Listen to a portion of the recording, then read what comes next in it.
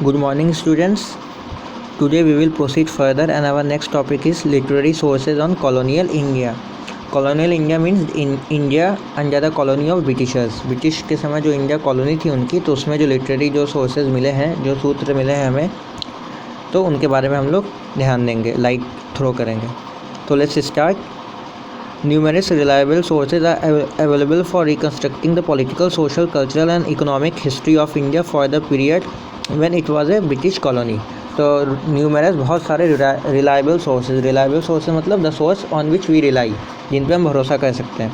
Reconstructing the political, जो दोबारा reconstruct किया क्या, राजनीतिक, सामाजिक, कल्चरल एंड इकोनॉमिक, आर्थिक हिस्ट्री ऑफ इंडिया उस समय का जब इंडिया ब्रिटिश कॉलोनी के अंडर में था. Many of this are literary and visual sources. कई चीज़ लिखित तौर पे और देखी गई सोर्सेज है which can be classified into two broad groups. Administrative record as the one in which table given above the non official record. Let us read about them in detail. तो एक इसमें से एक एडमिनिस्ट्रेटिव रिकॉर्ड है जो administration के perspective में लिया गया, और दूसरा जो है नॉन ऑफिशियल रिकॉर्ड है जो ऑफिशियल नहीं है. तो एडमिनिस्ट्रेटिव रिकॉर्ड्स में हम क्या हेडिंग में हम लोग देखेंगे. Administrative records are the documents that a country और an establishment maintains for carrying out its official work. Administrative वो रिकॉर्ड और डॉक्यूमेंट होते हैं जो कि इस्टेब्लिशमेंट मीन्स वहाँ का उस समय रूलर, तो उस समय रूलर मीन्स ब्रिटिशर्स मेंटेन करते थे for carrying out its official work, अपने जो सरकारी और जो ऑफिस के जो काम है उनको कैरी आउट करने के लिए. The Britishers considered it important to maintain return records on their dealings, और वो इसको बहुत इंपॉर्टेंट मानते थे जो लिखित तौर पे जो रिकॉर्ड्स था. They noted down all the official instruction, plans, decisions, agreements and investigations that were studied and debated upon later. तो वो जो है सब कुछ नोट डाउन करते थे, जो सरकारी जो निर्देश शिकायत थी, जो सरकारी प्लान थे, जो डिसीजंस लिए गए थे, जो फैसले लिए गए थे, एंड एग्रीमेंट जो एग्रीमेंट साइन हुआ था, और इन्वेस्टिगेशन जो खोज किया गया था ब्रिटिश पीरियड में इंडिया में, वो सब पूरा स्टडीड और बाद में डिबेट करने के लिए वो सब नोट डाउन कर लेते थे. This practice generate different kinds of administrative documents like memos, notings. तो मेमोज क्या होता है, a short official note that is send by one person to another with in the same organisation. एक ही company में एक व्यक्ति दूसरे व्यक्ति को अगर कोई लिखित में नोट देता है तो उसे हम मेमोज के थ्रू उसे डिफाइन किया जाता है. नोटिंग्स क्या होता है, a brief record of something written down for future reference.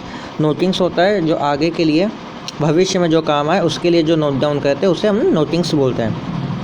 And reports that gives us insight of the British administration of the Indian territories. और ये सब जो रिपोर्ट्स है ये जो है ब्रिटिश एडमिनिस्ट्रेशन के बारे में बताते थे इंडियन टेरिटरीज में, इंडियन लैंडस्केप में. The British knew that it was important to preserve documents for the future reference. और ब्रिटिश ये जानते थे कि ये बहुत ज़रूरी होगा उनके लिए जो है फ्यूचर के लिए, ये सब फ्यूचर में एग्जाम्पल देने के लिए ये सब डॉक्यूमेंट को संभाल के रखना. So they set up record rooms in all administrative institution. तो इसलिए वो एडमिनिस्ट्रेटिव इंस्टीट्यूशन जो उनका ऑर्गेनाइजेशन रहता था, ऑफिस रहता था, तो उसमें एक अलग से जो है रिकॉर्ड रूम्स अपने सारे एडमिनिस्ट्रेटिव इंस्टीट्यूशन में वो बनाते चलते थे. Where important official documents and letters could be safe. तो वहाँ पे उनका what is the main purpose of creating this institution.